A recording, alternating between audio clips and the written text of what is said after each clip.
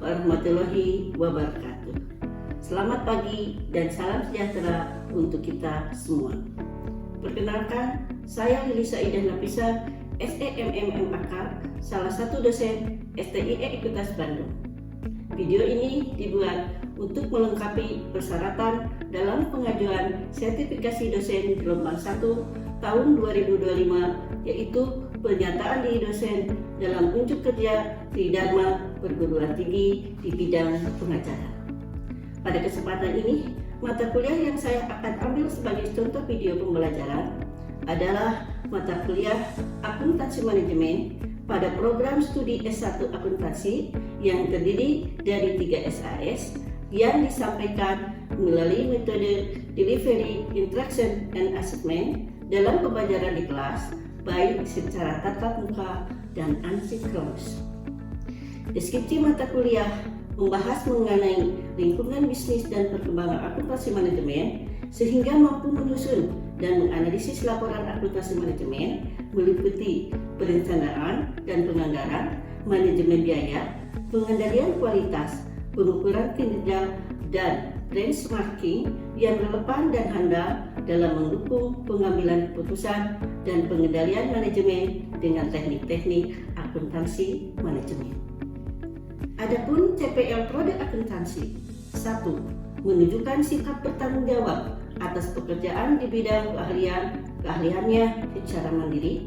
2. Menguasai konsep teoritis secara mendalam tentang perhitungan dan pengendalian biaya produk, perencanaan dan penganggaran, manajemen berbasis aktivitas dan pengukuran dan pengendalian kinerja. 3. Mampu menerapkan pemikiran logis, kritis, sistematis, dan inovatif dalam konsep pengembangan atau implementasi ilmu pengetahuan dan teknologi yang memperhatikan dan menerapkan nilai humaniora yang sesuai dengan bidang keahliannya. 4. Mampu menunjukkan kinerja mandiri, bermutu, dan terukur. 5. Mampu mengambil keputusan secara tepat dan proses penyelesaian masalah dalam bidang keahlian berdasarkan analisis informasi data. 6. Mampu secara mandiri menyusun dan menganalisis laporan akuntansi manajemen meliputi perencanaan dan penganggaran, manajemen biaya, pengendalian kualitas, pengukuran kinerja, dan benchmarking yang relevan dan handal dalam mendukung pengambilan keputusan dan pengendalian manajemen dengan teknik-teknik akuntansi manajemen. CPMK mata kuliah akuntansi manajemen 1. Mampu menjelaskan perubahan lingkungan bisnis dan perkembangan akuntansi manajemen. 2. Mampu menjelaskan hubungan sistem perencanaan pengendalian dan manajemen biaya. 3. Mampu menjelaskan konsep akuntansi sistem manajemen biaya berbasis aktivitas. 4. Mampu menghitung target costing. 5. Mampu menggunakan informasi akuntansi untuk pengambilan keputusan taktis. 6. Mampu menganalisis biaya. 7. Mampu menganalisis cost, volume profit, dan break-even point. Materi yang akan disampaikan pada saat perkuliahan: 1. Konsep dasar akuntansi manajemen. 2. Perilaku biaya aktivitas. 3. Perhitungan biaya berdasarkan aktivitas. 4. Activity based management.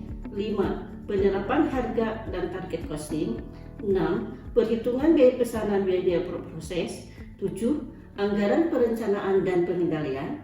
8. Balance cost card. 9. Desentralisasi dan evaluasi kerja. 10. Analisis biaya volume. 11. Pengambilan keputusan taktis. 12. Manajemen persediaan. Referensi bukunya: 1. Data dan Rajan. 2. Mowen M.M. Hasan. 3. Bakti Segas Bambang Suripto. Itulah buku yang harus dipunyai oleh mahasiswa sebagai referensi. Sistem penilaian yang diterapkan dalam akuntansi manajemen terdiri dari kehadiran 10%, tugas 15%, partisipasi keaktifan 15%, UTS 30%, UAS 30%. Metode yang diterapkan dalam mata kuliah akuntansi manajemen yaitu 1. Discovery learning, 2. Case study, 3. Problem based learning. Berikut ini adalah video pembelajaran luring dengan materi yaitu tentang konsep dasar akuntansi manajemen. Ya, Assalamualaikum warahmatullahi wabarakatuh. Waalaikumsalam warahmatullahi wabarakatuh. Selamat siang. Ya, Apakah kalian sehat? saya Ya, hari ini adalah kita menginjak pada semester 6, mungkin ada yang 5, ada yang 6 pada pengambilan akmen untuk mata kuliah. Mata kuliah akmen ada prasyaratnya, yaitu apa? Mata kuliah akuntansi. Itu perkenalan dulu. Tapi sebelum kita mulai pada materi, ayo kita berdoa dulu menurut agama dan kepercayaan masing-masing. Berdoa mulai.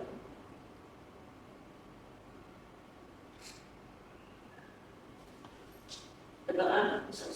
Kita pertama adalah konsep dasar akuntansi manajemen. Nih, di sini kalian ada tujuannya. Kenapa belajar konsep? Nah, dalam konsep berarti ada tujuan. Tujuan yang pertama adalah menjelaskan kebutuhan akuntansinya manajemen. Promosikan. Nah, siapa sih yang dikatakan manajemen? Manajemen adalah manajer tingkat bawah sampai tingkat atas yang ada di perusahaan. Pemilik perusahaan manajemen atau bukan? Eksternal atau internal? Eksternal, karena pemilik perusahaan itu bisa dari luar. Bedakan. Nah, membedakan antara akuntansi manajemen dan akuntansi keuangan. Nah, ada dua kan? Kita ada laporan itu ada yang dikatakan akuntansi manajemen dan akuntansi keuangan. Untuk siapa akuntansi manajemen? Yang tadi untuk internal perusahaan. Untuk siapa akuntansi keuangan? Yaitu untuk eksternal perusahaan. Siapa eksternal perusahaan? Jadi inspektor ya, atau siapa? Pemerintah. Keren? Ya, siapa mereka? Mereka yang nanti akan membantu kita dalam berinvestasi kepada perusahaan. Oke, ya. Nah, yang ketiga adalah mendeskripsikan sejarah akuntansi manajemen secara singkat. Akuntansi manajemen sebenarnya sudah ada dari yang tahun dulu atau 100 tahun yang lalu. Itu nanti bisa dijelaskan. Ya. Nah, mengidentifikasikan proses akuntansi manajemen saat ini ya, itu harus kita. Itu juga ya, mendeskripsikan ke ini, yang ke ini jelaskan ya, menjelaskan prosedurnya pelaku etis manajer dan manajemen. Setiap perusahaan harus ada etis, etika ya, tidak semena-mena kita itu perusahaan itu ingin lomba yang tinggi, tidak memperhatikan konsumen ya. Karena apa? Ketika kita akan mulai produksi harus melihat dulu segmen pasarnya. Mau kemana kita produk kita itu dilemparkan dan siapa yang membutuhkan produk kita ya. Nah, nantinya juga ya menjelaskan 3 jenis sertifikasi bagi akuntansi manajemen. Jadi ya, kalian mau ambilnya di bidang apa ya, mendeskripsikan proses pembebanan biaya. Kata biaya pasti kita sudah tahu. Beda antara biaya dan kos ya. Nanti kalian juga kan, karena kalian udah belajar akuntansi biaya. Beda kan?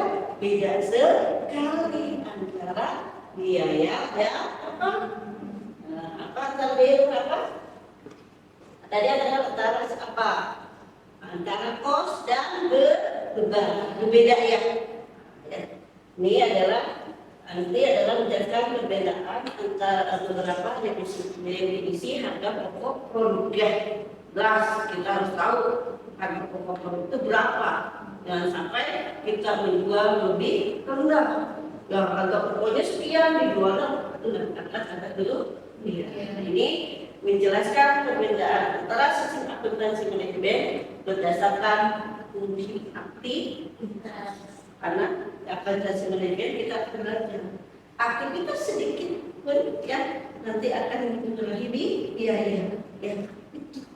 Makanya kita belajar akuntansi manajemen. Oke, lanjut. Nah ini tadi ya, ada kan? Ada yang namakan sistem informasi akuntansi manajemen. Ya, 3 tujuan ya sistem informasi akuntansi manajemen. Yang pertama apa? Menyediakan informasi untuk perhitungan biaya jasa, produk atau objek lainnya yang dibutuhkan oleh manajemen. Ini jelas sekali ya. Menghitung artinya di manajemen itu akan menghitung apa yang kita kerjakan. Sekecil apapun pasti dihitung. Kedua, menyediakan informasi untuk perencanaan. Jelas, manajemen harus merencanakan apa yang akan diproduksi. Berarti ada rencana, ada planning yang jelas. Kedua apa? Pengendalian.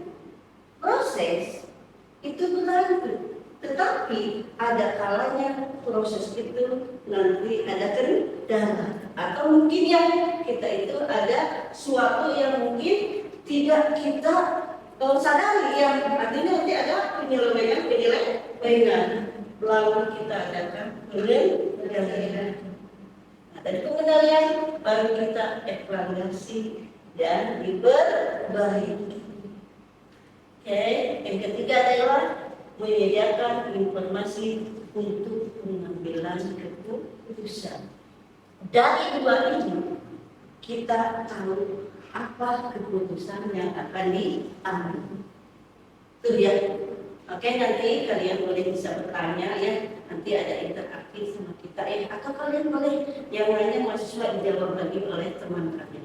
Baik. Karena kita harus memang begitu ya. Jadi bukan ibu yang harus menjawab juga kan. Semakin baik dari antara kalian yang bisa menjawab berarti kalian mengerti. Oke, ya ini. Model operasional sistem informasi akuntansi. Sama ya. Ketika kita melakukan laporan keuangan pasti ada juga apa? Masukan atau kegiatan ekonomi. Apa saja di sini kegiatan ekonomi? Mungkin apa? Kira tahu nggak? Nah, mungkin kalau kita ada ya transaksi di sini kegiatan ekonomi apa? Biaya misalnya biaya tenaga kerja dan sebagainya. Nah ini akan ini masukannya. Lalu diproses. Ketika ada masukan pasti akan diproses dan nanti bisa diapa? Bisa juga di apa di sini? Diukur ya, disimpan atau dianalisis atau dikelola dengan baik, maka nanti proses itu akan menjadi keluaran. Keluarannya apa? Bisa laporan. Laporannya di sini bisa ya, laporan biaya produk, laporan pelanggan, anggaran kinerja dan apa? Komunikasi pribadi. Ada itu diproses jadi auditor. Kemudian kalian juga sama kan? Bikin laporan keuangan. Ya, misalnya ada apa dulu siklusnya kan? Diproses di mana? Di jurnal. Di jurnal lalu diapakan? Disatukan jadi akun yang sama. Atau apa dikatakan? Buku besar. Dari buku besar baru kita ada laporan keuangannya. Bisa kita mengetahui laba atau rugi perusahaan. Itu ini adalah modelnya dari sisi akuntansi ya, fungsi akuntansi. Nah, tadi kan tadi ada gaya proses manajemen. Nah di sini yang paling berat itu di akuntansi manajemen adalah proses manajemen. Karena di sini apa? Didefinisikan sebagai aktivitas perencanaan. Kan planning itu kan benar-benar kan ke depannya. Planningnya apa? Kita kan kalau di perusahaan udah tahu targetnya apa, berarti planningnya terus benar. Nah, harus menciptakan ini, harus memproduksi ini dengan laba sendiri. Berarti planningnya harus benar-benar ya. Nah, lalu apa? Ketika perencanaannya kan tidak semungkin mulus semua.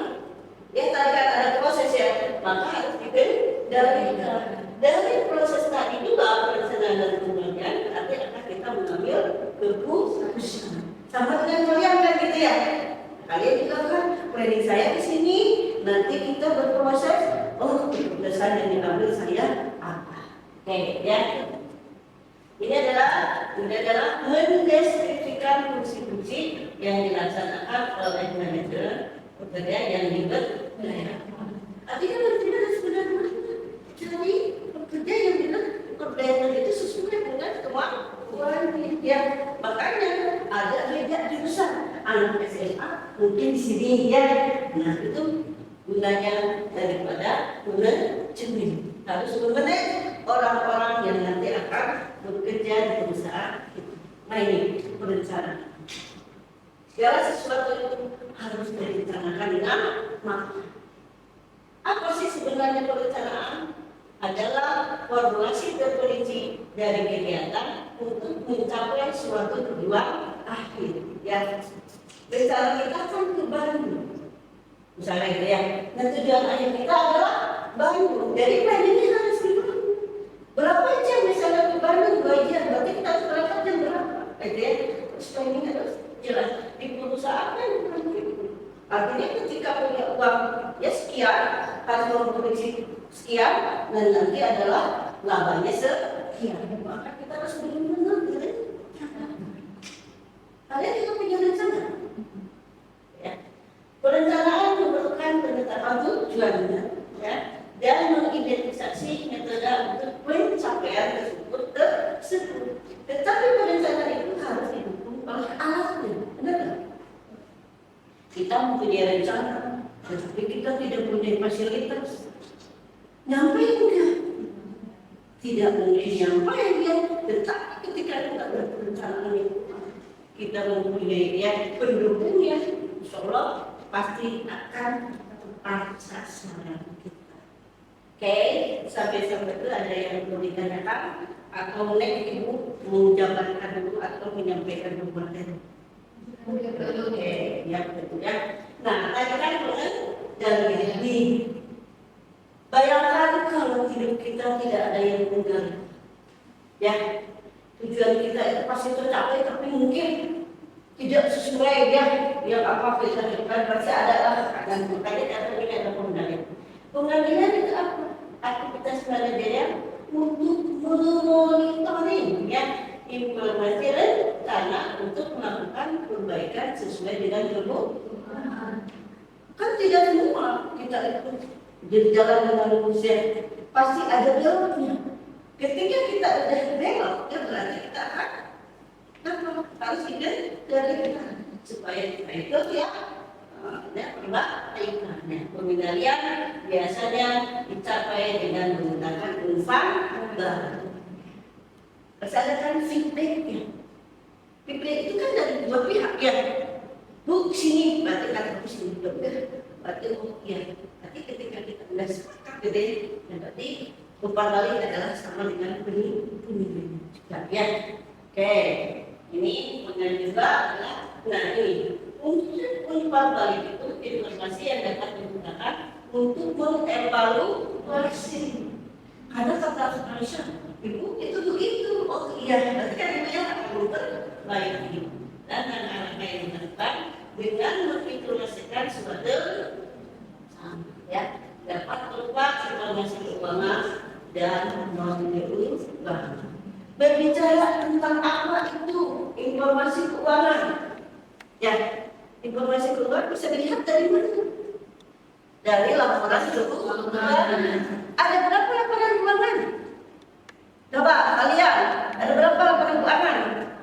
Yang pertama adalah apa? Laba. Kedua, perubahan modal. Yang ketiga adalah apa? Perubahan ekuitas. Yang keempat, arus kas. Yang kelima adalah balance sheet. Atau nanti ada catatan keuangan. Itu ya. Non keuangan apa? Non keuangan itu apa? dengan keuangan. Ya, biasanya apa itu? Coba menurut kalian, non keuangan. Ya, PR untuk kalian. Nah, nanti sampai di sini dulu. Apakah ibu ada yang mau ditanyakan tidak mengenai ini? Yuk, tanyain dulu ya. Kalau itu lanjut satu lagi sudah ya. Pengambilan keputusan. Nah, pengambilan keputusan adalah pemilihan di antara berbagai alternatif. Semua alternatif itu baik, tetapi kita memilih yang terbaik, memilih yang terbaik di antara yang baik. Ya, yang ini selanjutnya adalah berkaitan erat dengan perencanaan dan pengendalian. Alternatif itu kan semua baik, tetapi kita harus memilih di antara yang baik itu yang terbaik. Dengan apa? Dengan apa? Dengan perencanaan dan pengendalian. Oke, ya ini tadi pengendalian adalah berupa balik. Ya, untuk apa? Mengevaluasi dan untuk memperbaiki langkah-langkah yang akan diambil. Ya, oke, ini ya, dan semuanya. Nah, pengambilan keputusan. Peran utama dari sistem aplikasi manajemen adalah apa? Penyediaan informasi untuk mempermudah proses pengambilan keputusan. Oke, itu ya. Nah, ini yang paling penting dari akuntansi manajemen dan akuntansi keuangan. Lihat sama kalian perbedaan ya. Anak tadi ya, di tujuan pembelajaran kita bisa membedakan antara akuntansi manajemen dan akuntansi keuangan. Ya, akuntansi manajemen fokusnya tadi untuk internal perusahaan. Siapa yang ada dalam perusahaan? Siapa saja? Ya, Pak, siapa dalam perusahaan? Hah? Direktur, dia itu manajer, semuanya sampai karyawan ke bawah ya. Nah, untuk akuntansi keuangan eksternal perusahaan. Tadi bilang kan siapa eksternal? Investor, kreditor, pemerintah. Tidak, akuntansi manajemen tidak akuntan yang mengikat. Artinya laporannya juga untuk manajemen dalam, artinya tidak terikat seperti di akuntansi keuangan harus mengikat aturan tertentu ya. Karena apa? Itu harus sesuai dengan SAK atau PSAK karena yang membaca adalah pihak guru. Nah, oke. Ibu mau tanya ke Dila, ini kebetulan kami Dila ya, karena ada di obsesi. Dila, kenapa sih akuntansi manajemen itu perlu? Karena perusahaan tidak semua pihak cuma dari akuntansi keuangannya, beberapa pihak juga memerlukan akuntansi manajemennya seperti tadi dari bentuk penanganannya. Oke ya, ada gini ya. Ibu orangnya tidak ada benar atau salah. Setiap orang mempunyai kebenaran. Kenapa kita perlu akuntansi manajemen? Karena kita itu sekali itu harus merencanakan dengan baik. Goalnya adalah dia harus tahu. Jadi tidak ada tahap-tahapan yang akan dilakukan oleh manajemen ketika kita akan memberikan sesuatu yang terbaik sama dengan kalian. Kalian kan mungkin nanti setelah kuliah itu sidang, ya ada prosesnya kan? Nah proses itu harus direncanakan. Oke ya. Nah nanti karena kalian nanti kalau itu misalnya ada tugas ya, itu nanti akan ibu kasihkan juga tugasnya atau di grup kelas kalian atau mungkin disiarkan ya. Nanti kalian harus menjawab tugas itu ya, harus interaktifnya. Tapi itu ada nilainya dari kalian. Apa nilai dari ibu ya? Nanti dari keaktifan kalian aktif. Nah, tadi dari ketetapan konsepnya, wah gitu ya. Jadi kalian harus mempunyai konsepnya ini bu, gitu ya. Kenapa menjawab begini? Berdasarkan anu-anu kayak gitu ya. Nah, terus adanya ketajaman administrasi kalian. Kan anak-anak sekarang itu udah bisa argumentasi itu luas ya. Artinya kadang-kadang mungkin ada pertanyaan lebih cepat kalian menjawab daripada ibu ya, karena kalian mempunyai teknologi dan itu masih ibu jawab kalian udah setek gitu. Memang itu bagus juga, kenapa untuk melatih kalian juga ya. Tapi tidak selamanya kita harus berfokus pada apa, pada IT ya. Itu juga cerita manusia yang mana nanti suatu saat juga akan dikendalikan oleh kita ya. Cara kita dikendalikan oleh kita ya. Tapi kita akan harus dikendalikan oleh kita. Oke, dari paparan itu, ayo kalian itu ada apa sih sebenarnya di akuntansi manajemen? Ya, tadi kan ya, ada input, ada proses, ada hasil. Artinya akuntansi manajemen memanage kita supaya kita itu berhasil dengan baik, tetapi melalui proses-proses yang harus dilakukan. Nantinya proses ketika ada perubahan yang nanti dikendalikan dari proses, dari perencanaan, nanti dari pengendalian itu kita akan mengambil keputusan. Oke. Untuk kalian kalau masih ada nanti pertanyaan lagi ya, silahkan kalian boleh cek ke ibu di grup kelas atau mungkin di si akad ya, dan nanti akan menambah wawasan kita ya. Ibu di sini menerima apa semacam masukan ya dari kalian juga ya. Jangan kalian saya mahasiswa nggak akan bertanya oleh saya ada itu untuk berbaik diri juga. Kita juga harus bisa menerima kritikan dari kalian. Ya, jangan padahal saya di depan saya takut.